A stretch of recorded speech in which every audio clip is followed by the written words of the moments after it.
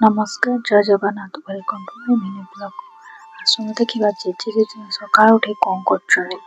ଜେଜେମା ତାଙ୍କର ନିତ୍ୟକର୍ମ ସାରି ବାଡ଼ିରେ ବସିକି କ'ଣ କରୁଛନ୍ତି ତାଙ୍କ ପାଖରୁ ଆସନ୍ତୁ ବୁଝିବା। ସମୟ ସମ୍ପର୍କରେ ଅବଗତ ହେବା ଏବଂ ଲେଗକୁ ଚିହ୍ନଟ କରିବା ପାଇଁ ଉଦ୍ୟମ ଚଳାଇଛନ୍ତି। ଦେଶର ସବୁଠୁ ବଡ଼ ଏୟାରମାୟାର ଲାଇନର ଶହ ଶହ ବିମାନ ବାତିଲ ହେବା ଫଳରେ ବିମାନ ଟିକେଟ ମୂଲ୍ୟ ମଧ୍ୟ ବଢି ଯାଇଛି।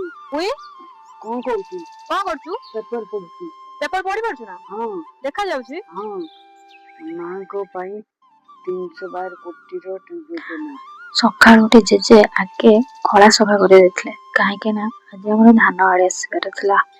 ଧାନ ଢାଳିଲା ମାତ୍ରେ ଜେଜେମା କୋଉଁରେ ଥିଲେ ଆଗେ ଧାଇଁ ଆସିଲେ ଓ